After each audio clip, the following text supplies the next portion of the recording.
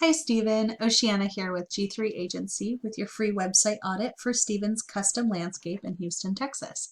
In this free SEO website audit provided by G3 Agency, I'm going to show you 3 to 4 things that you can do to get Stephen's Custom Construction in front of the people searching for landscape services in the Houston area. Like I said on the phone, Stephen, I don't expect anything in return for this video. I am really trying to positively affect as many locally owned, family owned type businesses as I can. I just love entrepreneurship and people out there in their local communities, hiring locally, and I think it's beautiful. So I know I'm weird, but that's my story.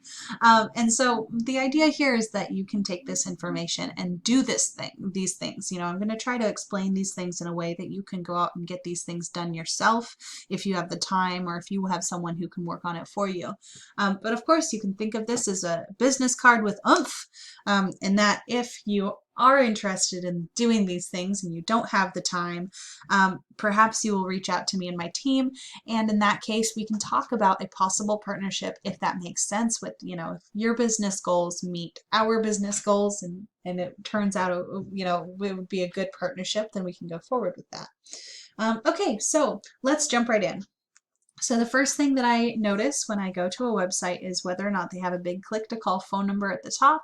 And you do have your phone number prominently displayed, well done, but it is not a click to call, meaning that if a person's on their phone, and in fact, it's not even a way that you can just copy and paste it. So it's going to be very challenging for your more than half of the people that are going to be on your site are going to be on their mobile phone. And so it would be really nice for them if this was a click to call, it would automatically pull up their phone app and call you. So that's going to help with the amount of people that are actually calling once they hit your website. Now that's really the last thing I'm going to say about the experience of being on your website. Mostly I'm going to be talking about how to get people to your site to begin with. So the next thing will be content. How many words are on the page and are they relevant? So you do a good job of talking about what you do, and that's great. But you really want to increase the amount of words on your homepage and on your other pages as well, and talk about not only what you do, but how you do it and where you do it and who you do it for and all those kinds of things. And that's going to help basically explain to Google what it is that you do, and that you show Google that you're an expert, because the whole point of my role is to help you get to the first page of Google where you'll be found when people are actually looking for your services. So you're going to want to increase the amount of words on your homepage for sure, and definitely on your other pages as well. And then if I right click on any given image and I click Save Image As, I can see that your image was saved as image IMG0027 blah blah blah. So this is what's called a missed opportunity. So what you want to do is re-upload these images, but this time you want to save them before you upload them. Save them as specific phrases that people are actually typing into Google when they're looking for your services and they happen to be in the Houston area. And I'm going to show you not only how I find those words and how I know that they're being searched, but also I'm going to show you a few that I found that you might be interested in including in your site. Next, I'm going to show you Ahrefs. So this is a tool that I use to get an in-depth look into how a website's performing. Because in my world, it's one thing for it to look nice, it's another thing to actually function as a lead generation machine, which is what I think business websites are for. So your UR score is one metric that's very important. It's on a scale from 0 to 100. How trustworthy does Google think that your website is, specifically this one page, and in this case it's your home page. And then your DR score is the same thing, but for your entire website as a whole. So in this quick snapshot, we can see that Google likes your homepage a little bit more than it likes your website as a whole, but these are decent beginner stats. There's nothing to feel ashamed about these scores. Honestly, it's very good, but you do want to increase it quite a bit in order to be found on the first page, but this is a really good start. And then so how you increase the UR and DR scores is with backlinks and referring domains. And so a backlink is any link that goes from another website back to your site. A referring domain is any website that has at least one of those links on it. And so you want to go out and make sure that you're finding websites that have high DR scores, so they're highly trusted by Google, and that they're also relevant to what you do. So whether it's another business in the same Houston area, or if it's another company that does similar things or complementary things, something that if you can draw a logical conclusion between the two, then they're relevant, right?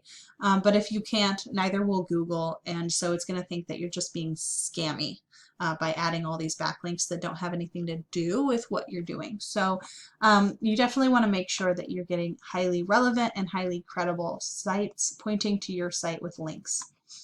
And then, okay, if we go over here, this is where it gets fun for me. I really like keyword research. I don't know why. I'm just a nerd like that. But I'm proud to be a nerd.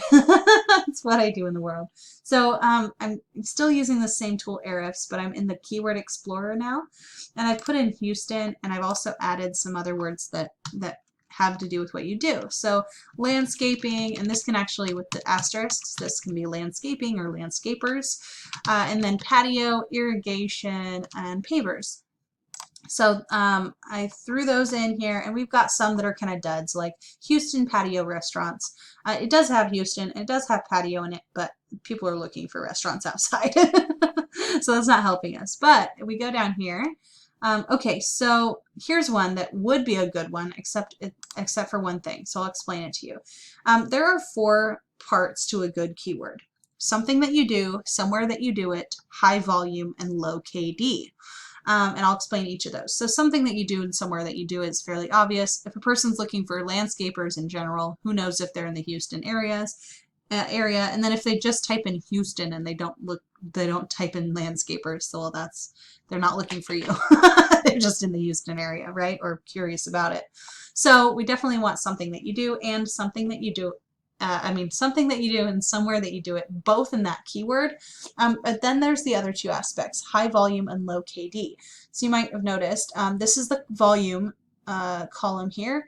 And what that is how many people are searching for this exact phrase spelled this exact way, character for character, each month on Google. So this is over 2,000 people are searching Houston landscapers each month. But it's got what I would not call a low KD. So KD stands for keyword difficulty, and it is out of 100. So 21 might seem like really low, but we really like to go after like 5 and below because that's going to be a quicker win. 21 is not impossible to get to, but in order to get to the top of that, top of Google's search results for a phrase that has a keyword difficulty of 21 is going to take a lot longer. It's going to take more money, more time, more effort to get to the first page of Google versus something with a lower one, lower KD like this 10 or this 6 down here, which is going to happen a lot faster. And so even though there are so many people searching for this, it might not be so much worth it to try to get to the top. So let's focus on these ones down here, because out of the 600 people, if you're sitting in the first spot for Google for this 600 volume keyword, that's 600 people that are looking for your services and are going to see at least have a chance to click on your link. So if you had 30% of those people, that's pretty, let's say only 10% of those people came to your site, right? That would be 60 people coming to your site and seeing basically your information. And a certain amount of those are going to call every month. So if you were sitting in the first spot for this, that would be amazing, and you would be getting more than 10% of those visitors. Okay. So it's got a keyword difficulty of 6. That's not bad. So that's a good one. And then if I roll down here, you can see landscaping companies Houston. That might be a good one to use. Houston landscaping ideas. That wouldn't be a good idea to have, maybe a page full of ideas, maybe a gallery page, right? So you could go after this word. And then, we've got more down here. And there's also like concrete. Houston is a good one, but I don't think you do concrete, but you do pavers. Let's see. So we've got like, let's see. I don't know what travertine is. Maybe that's a specific kind of pavers. I think you would know better than me on that one. Okay, so let's just move on. So those are some keywords you might be interested in using. And if I type in landscaping design Houston, like several, like those, how many people was it that are typing that in? Landscaping design Houston. 600 people every month are typing in landscaping design Houston. So this is what we get. So first comes the map pack.